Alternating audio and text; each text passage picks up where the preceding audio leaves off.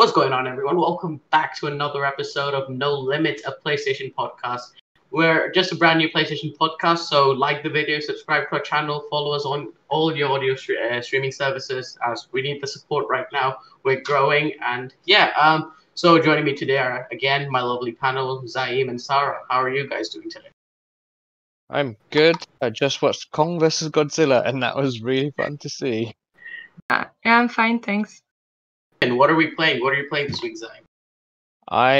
You know what, you're gonna laugh at me. I played Saints Row 4, which I think came out on the PS3.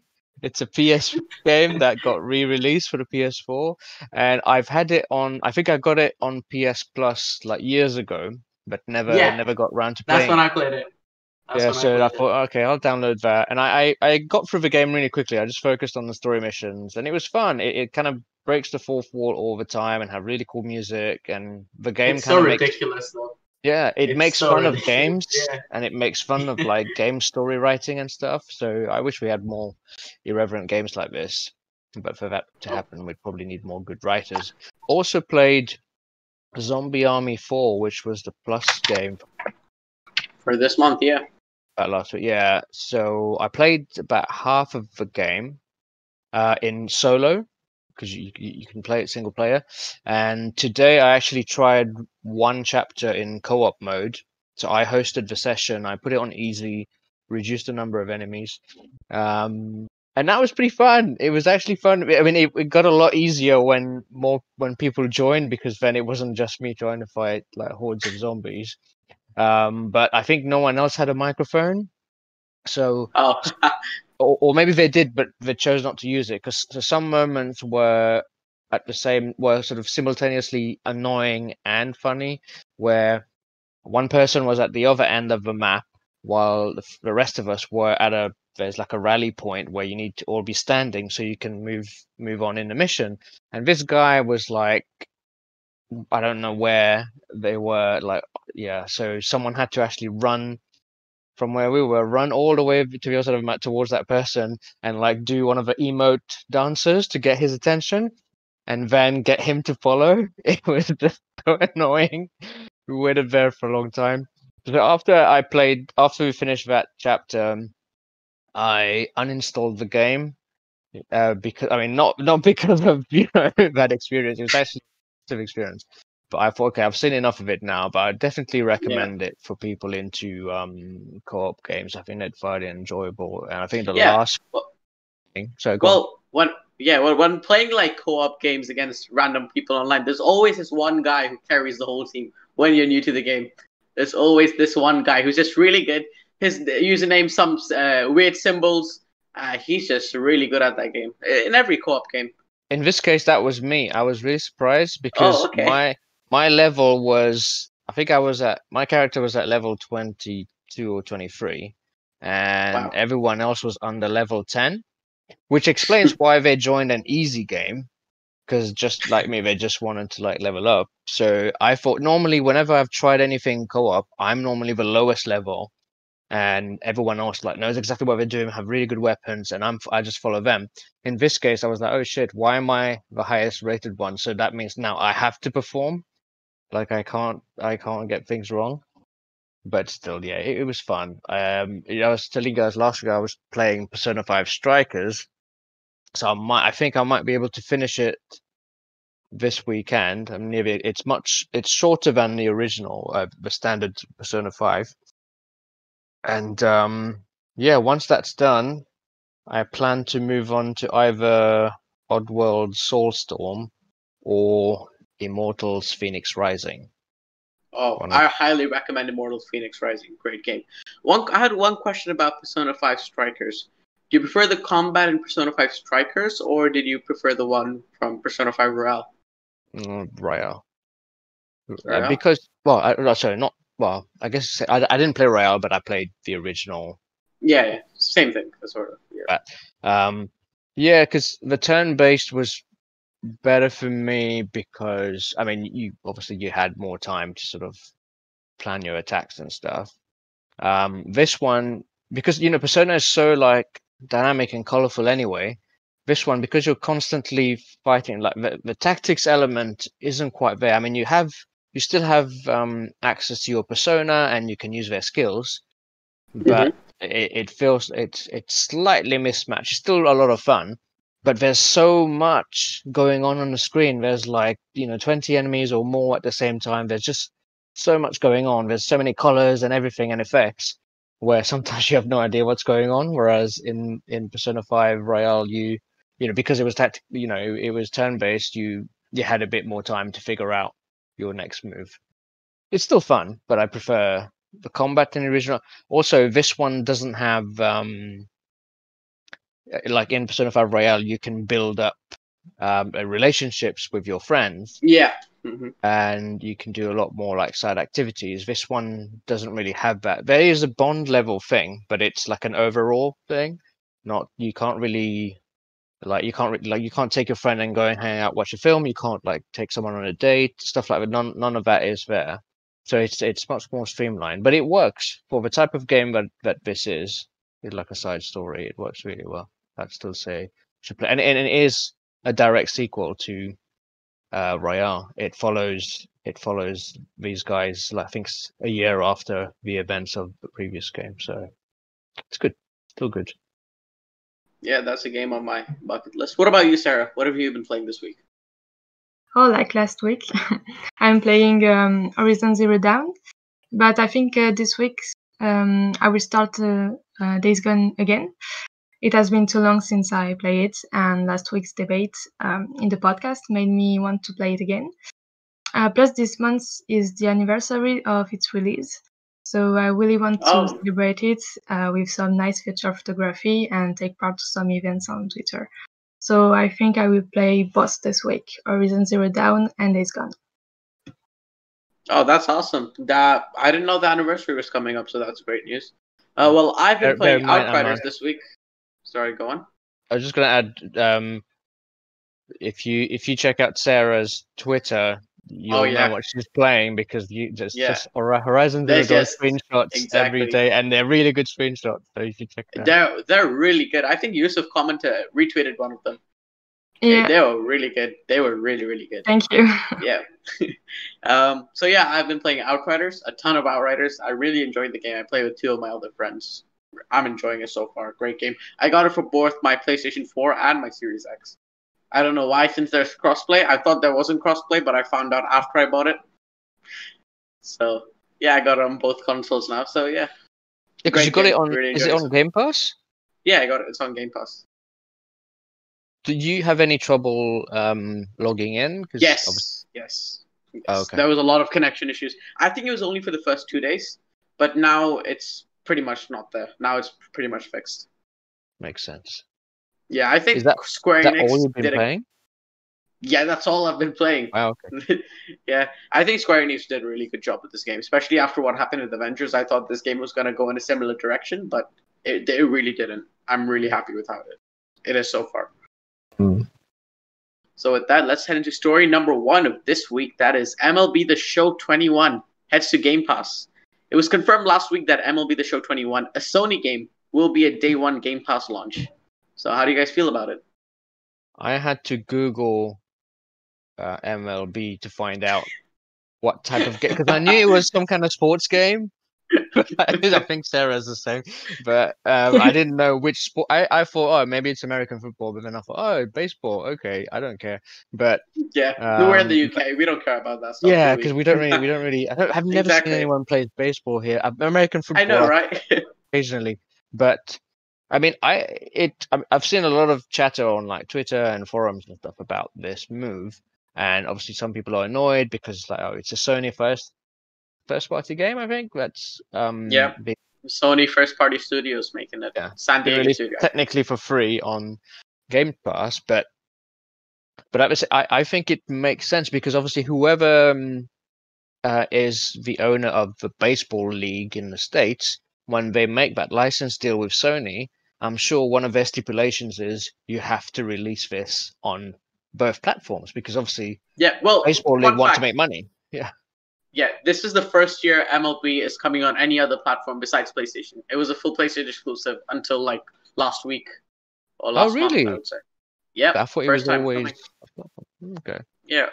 So I do see the controversy behind it, but I don't really care because it's MLB. Like I think it's only famous around the North American. But Yeah, but then do you I have any think thoughts about it? it could be like, but it's kind of bringing up the whole Game Pass versus PS Now, etc. All of that whole debate, Yeah, which why if did they add it to PS Now? That's weird. They could have just easily added to PS Now. Why didn't they do that? That was a little weird on my because part. I think Because it would make PS Now is not meant to be a competitor to Game Pass, and neither is PS yeah, Plus. but like PlayStation users, they have to pay $70 for the game, while Xbox, like majority of Xbox users have Have Game. Game Pass. They could have just added to PS Plus or PS Now or whatever, So even play because it's a first party game, so at least they're treating Sony their own fan base in the right way. But yeah, that's the Yeah, part I didn't get. Why they didn't do that? but it could be also. I mean, I'm sure Microsoft has to pay some money to each developer who puts a game on Game Pass. Obviously, otherwise Yeah, they wouldn't put money. exactly. But it could be because if it like you said, if it's the first time they're releasing it on Xbox on that platform, it makes sense for them to give this one for free to kind of get people to try it and get Yeah, into it, and then maybe next year for NFL or Madden, whatever it is, 2022, then they'll be like, okay, well, no, it won't be on Game Pass. You'll pay $70 for it. Don't know. yeah. I think people on Twitter are over exaggerating it, and fanboys have some really crazy thoughts on why this is happening. So, yeah, Sarah, how do you feel about this? Do you have any thoughts in particular? Me, because I don't play sports game on my PlayStation. And from what I understand, it's not a decision of Sony, but for Major League Baseball, who wants to make the game known to as many people as possible and increase the number of baseball fans. But So don't it's you think a they could logical have done choice. that by just adding it to PS Now or PS Plus?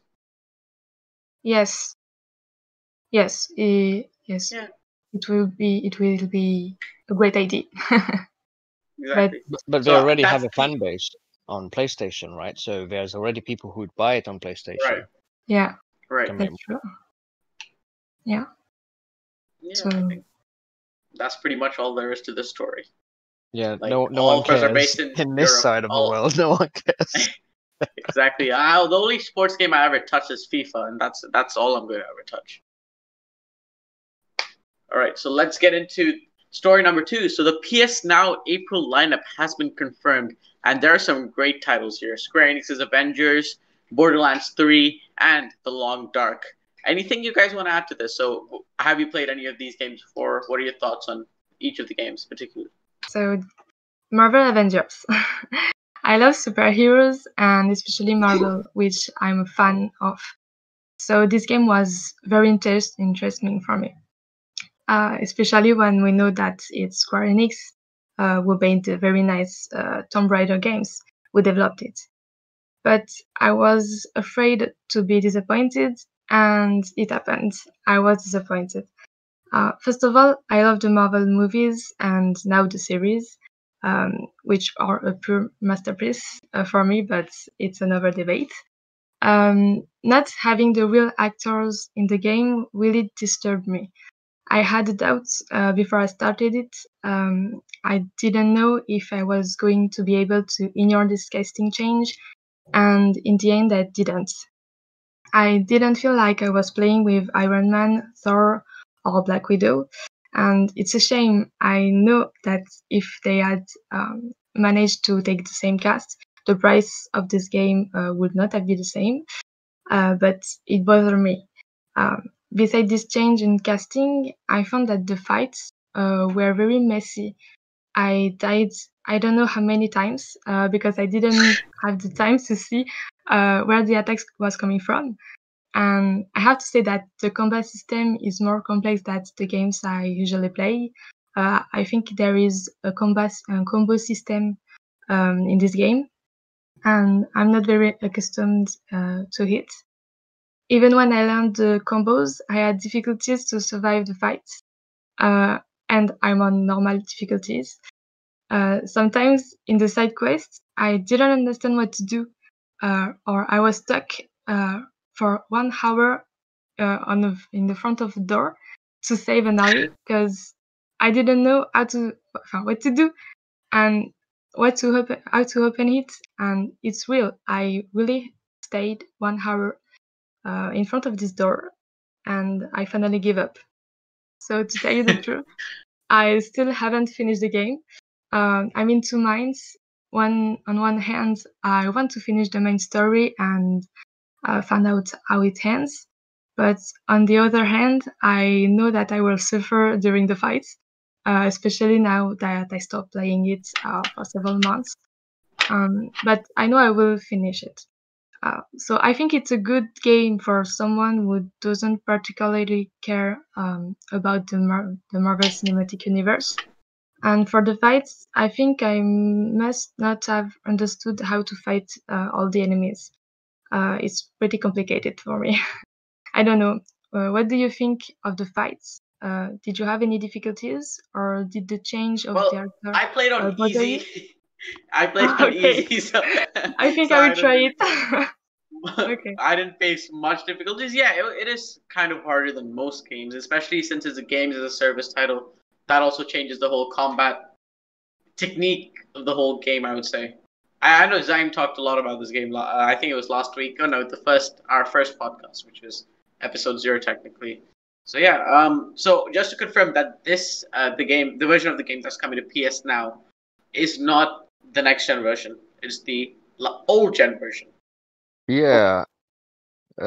Same for Borderlands 3. Although for Borderlands 3 there was a glitch on the first day when was it yesterday now? There was a glitch where you could get the PS5 version, but I didn't know that. They fixed it. Oh. They fixed it because I saw on Reddit a couple of people posted screenshots that they managed to get it. Because when you click on PS5, when you click there's like an options button next to each game, and it shows you what versions, and you could select PS5 and download that. Okay. Well, I had the PS4 version of Borderlands 3, and even when the next gen version came out, I downloaded that and played that for again 2 hours, and I was like, no, I can't do this because I really enjoyed the first Borderlands game and the second one to an extent because the first one was it had a little bit of the same attitude as Saints Row. It kind of made fun of a lot of things. It was very silly in its humor, and it had a lot of parodies. There were villains who were parodies of Ninja Turtles, for example. There was a lot of like funny bits like that in there. But then the sequel was similar, but then they released. Technically, this isn't the first. Technically, this is the fourth one because they released something called the pre-sequel. They called it. Oh, okay. After Borderlands Interlude, 2, I think, right?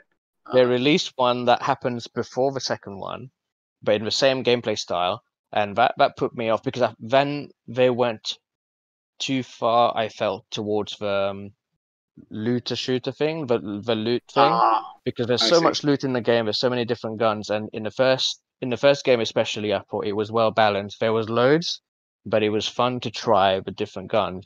But in the subsequent games, they kept adding more and more, and obviously make the world bigger and bigger, which isn't always the best thing.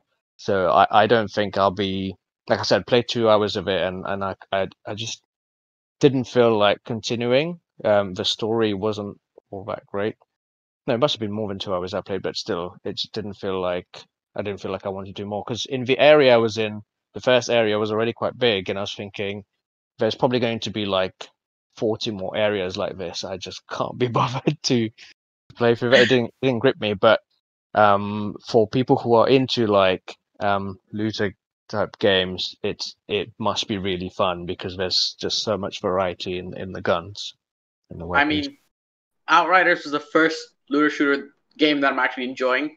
Normally, I hate those type of games, but there's something different about Outriders. It's like the play style of it. I think it reminds me a lot of Mass Effect.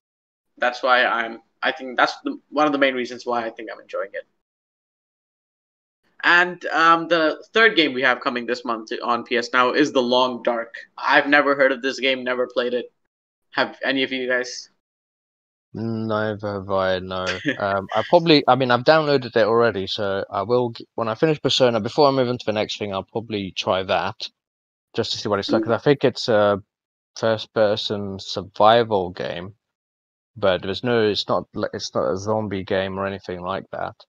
So I'll probably give it a try, but I don't know. I don't know. Sarah, have you played Borderlands? Any of them? No, I never played. You know what the best Borderlands game is, or apart from the first one, is actually the Telltale's Borderlands.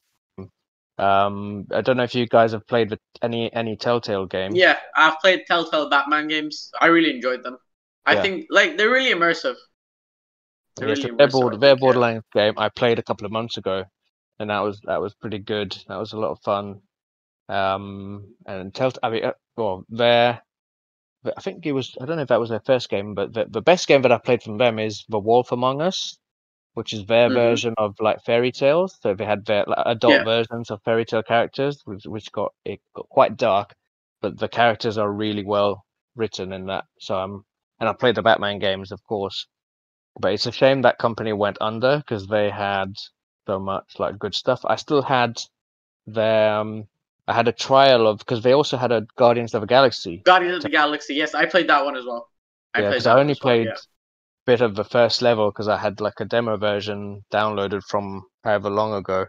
But now I can't buy, even if I wanted to buy the rest of the episodes, you can't because the company doesn't exist. It's been delisted. So it's annoying.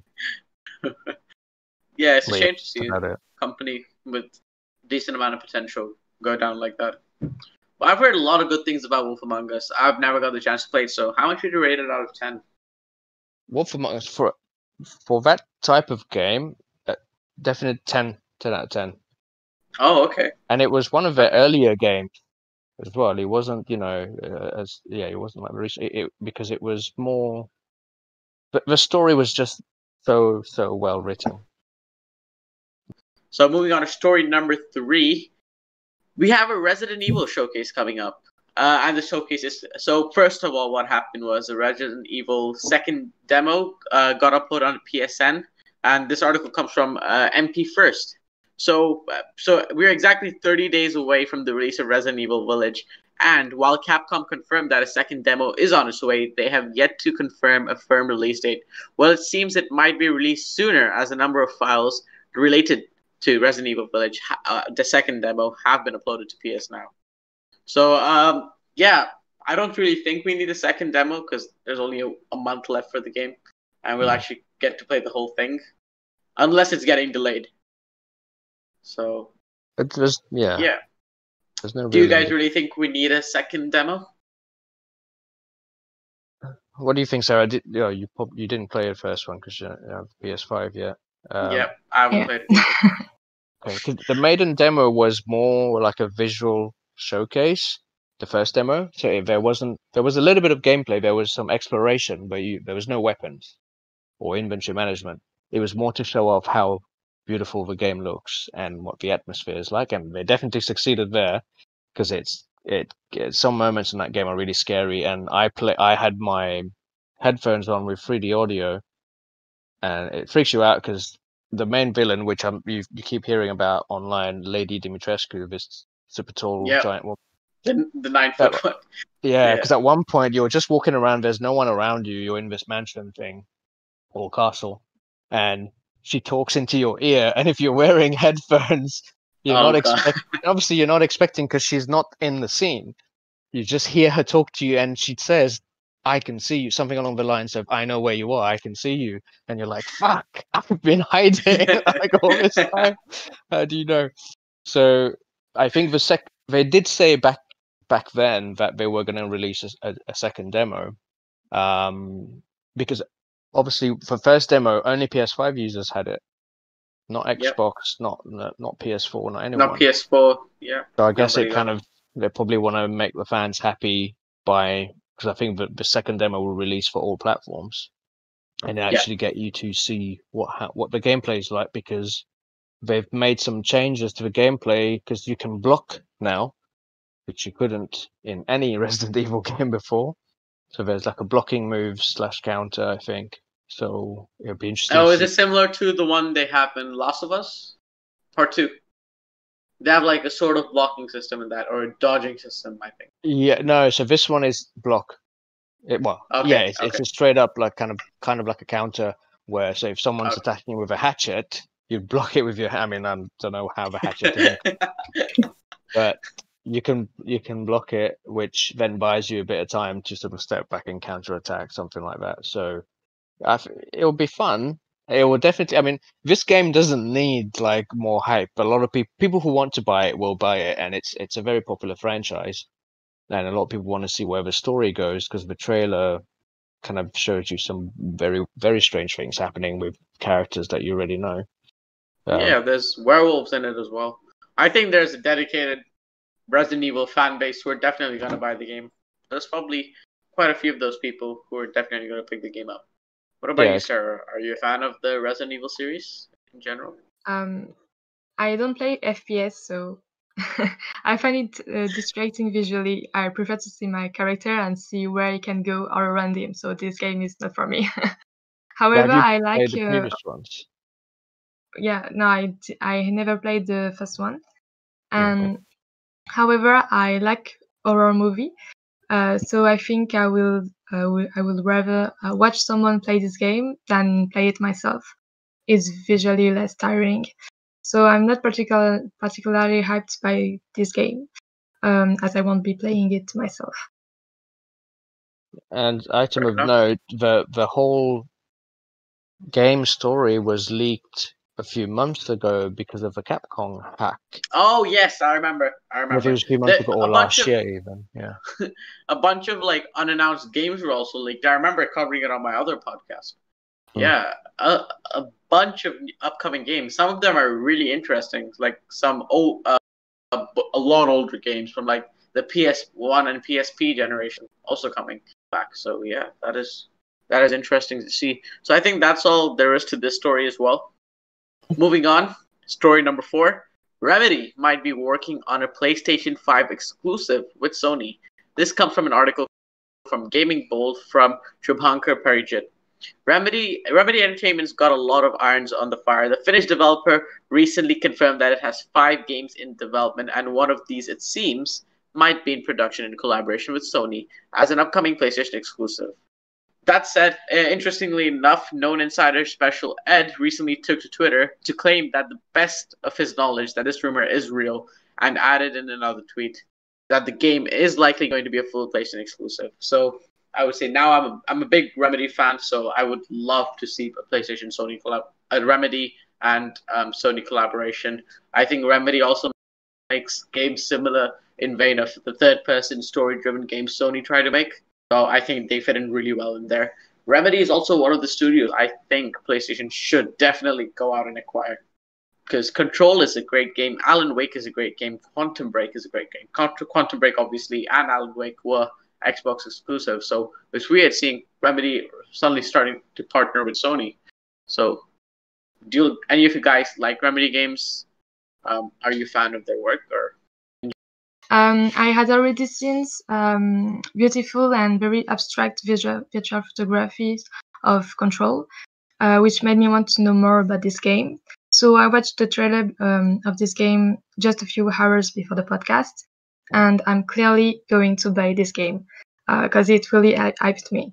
The trailer is very mysterious, and I have the feeling that the scenario will be excellent and surprising. So this is going to be one of the next games that I will buy. As I haven't played it yet, I can't tell you if it's good or bad news that Remedy is developing 5 new games, including a Sony exclusive game developed by the same team of Control. yes. But I think it's going to be a good game, considering the good reviews I've heard about Control and what I saw tonight. Yes, Control was actually in my top 10 games of last generation from the PS4, Xbox One era. Control was my top 10 games for that. I really enjoyed the game. The story is very abstract. It's almost like watching a Christopher Nolan movie. So yeah, Zaim, have you played Control? Yeah, I played it twice. So I played it once on PS4, and I played it when they released the PS5 version with like ray tracing and all Right. that. And because when I played it on PS4, I don't think I took any screenshots, but on PS5, I used photo mode like every 5 minutes. I was The stopping. photo Yeah. mode is so good in that game. It is It's- so good. yeah. You will It's love that, amazing. Sarah. It's Exactly, because Sarah. You will love because it. it has so many weird sort of visual elements, and when she floats in the air and stuff, taking screenshots like that, I think It seems very abstract. yeah, I might have a few on my Yeah. Instagram if you have a look, but it just looks so good. And obviously, Crazy. their first set of games, like the Max Payne games, like 20 years ago. So always Max liked Payne. Yeah. always liked that.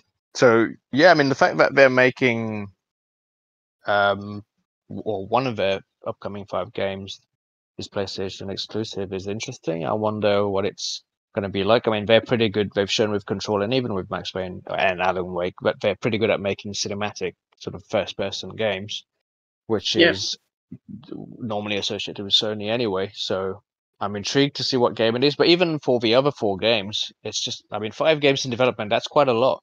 So I'm just wondering, are they Yeah, going to so try different genres for each of them? What is it going to be like? basically, yeah.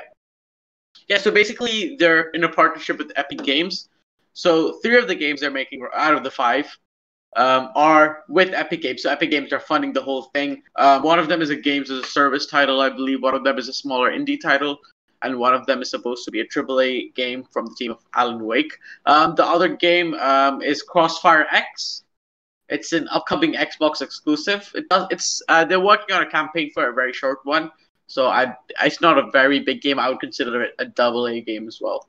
So yeah, I think the Control team working on something big is big news for PlayStation, and I think Remedy games in general fit in very well with the PlayStation lineup of games, I would say.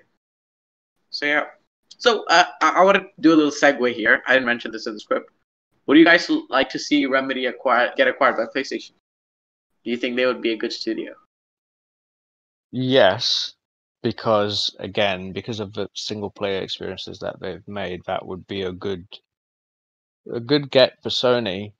But at the same time, it's like, why would Sony acquire them? Is it just in response to Microsoft acquiring Bethesda? I mean, because a lot of fans want Sony to start buying more studios, but I don't know if that's necessarily the answer, because I mean they've already got quite a few studios producing like really good single player content, and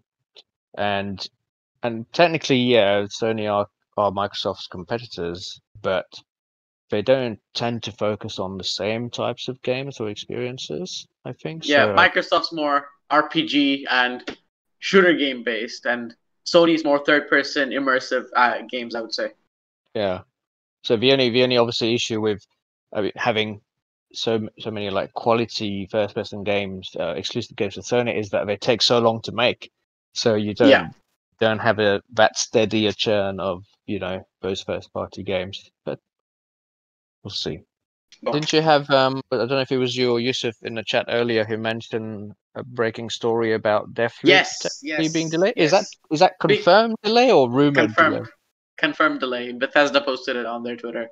So Deathloop has been delayed. It was supposed to launch next month, but now it's been delayed to September 14th.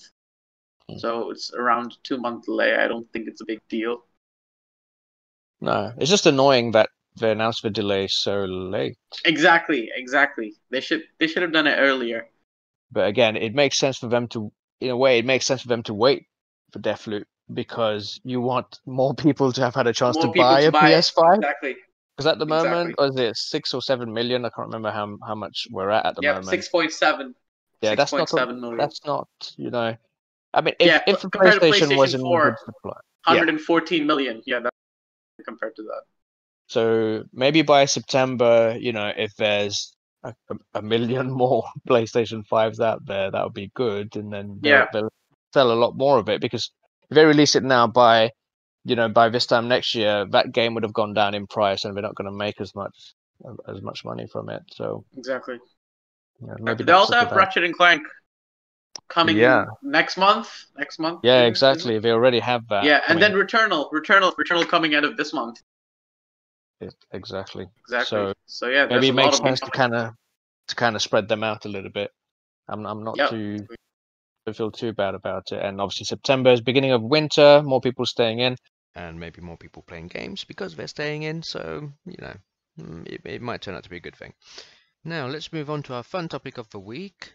So, which PS2 game do you have the most fond memories of? Sarah, why don't you tell us?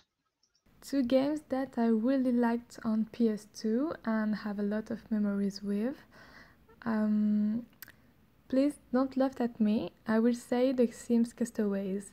I played it so much with my mom when I was younger. The story was that a group of 4 Sims, I think, were on a boat ride and were shipwrecked.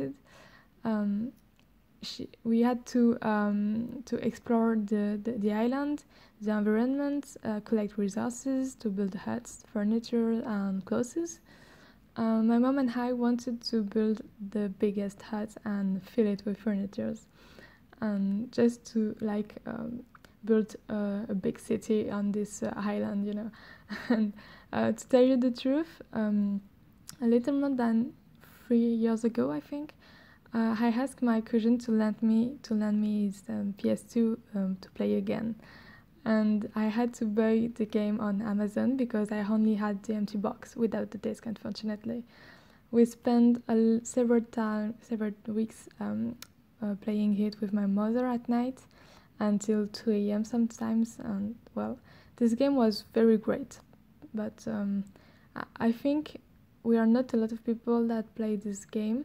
I don't even know if you heard about this game. Well, it's just a later game, and it was very different by the classic Sims that we can see on PC, for example. It was in a different environment, and the goal of the game was different. So it was very cool. It was very different and cool. And for the second game, it's rather a set. I would say the Harry Potter video games.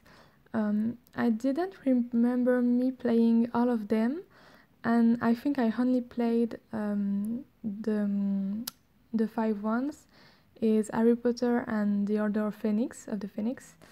I remember walking around Hogwarts, it's the castle, and I had to find Luna, for example, at a place in the castle, and to find her, I had to open the map, select her name, and then some footprints would appear on the floor, and to lead me to her. And I love doing this. I was very younger, so just follow the footprints was very exciting for me. And there were some secret doors in the castle behind the paintings, like in the movie. If you see the movies, there were 2 copies of each painting in the castle, and when you had to find the 2 and tell them the password to be able to go through them and be in another part of the castle. And it was really cool, really, really cool. And I think I will probably ask my cousin to lend me his PS2 again. I think, and I hope it works now again. For just to play all the sets of Harry Potter video games, because I just played the 5. I think I don't have a lot of memories with the other Harry Potter games. So yeah, I think I will probably ask him to give me his PS2 to play it again, and the same Castaways too. But well, I will say it. I will ask it for this. Well, in my case, the PS2. Now, I got the PS2 very late in its life cycle. I think I got it when the PS3 was released. That's when I got a PS2, and I got a.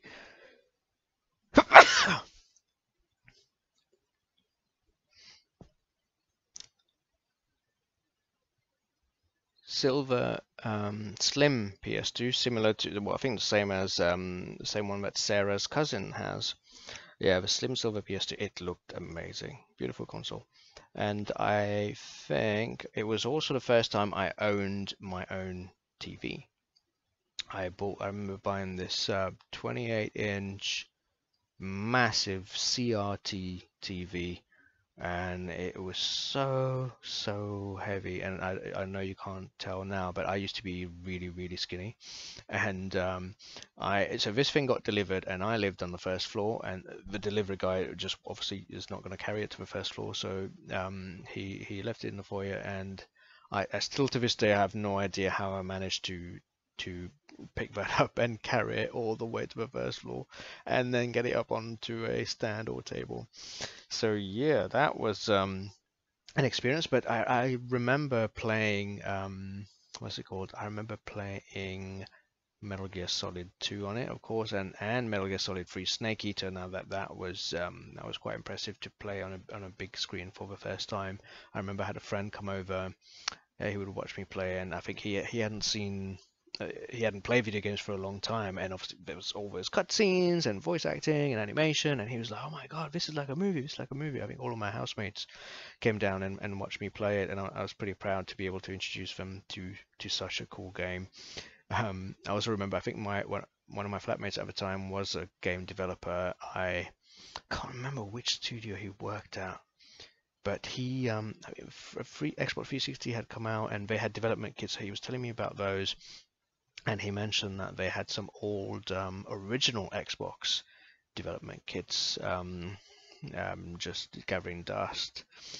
And he said, "Oh, do you want one?" And I was like, "Yeah, totally. Like, you know, I studied programming at university. Like, how hard can it be?" I mean, I was wrong, but still. So I was like so excited, but he never actually brought it. Yeah. So that was disappointing. Thank you for nothing.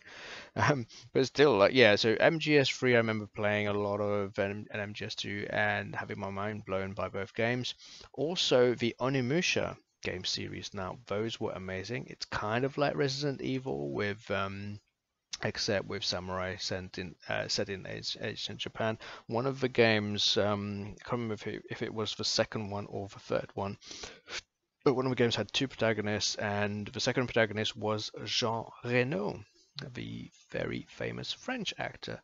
Now, he played a character called Jacques, of course, and so the Japanese character, who I think was Samanosuke, he was transported in time to current day France, Paris, while Jacques was transported back in time to ancient Japan. It was just such a cool game, and seeing Jean Reno's face and voice acting was great. So that was definitely a good memory.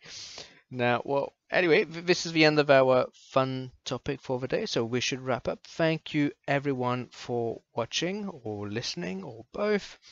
We hope to see you again next week, where we'll be talking about the PS5 system software upgrade, the Bloomberg article, Oddworld or Soulstorm, and another fun little topic for our panel to discuss. Please like, subscribe, and share our podcast with your friends. If you have any feedback or requests for topics we should cover, then you can send us a tweet at nolimits_PS. If you'd like to see Sarah's awesome virtual photography work, you can follow her at Calisarah1998. So that's CALISARAH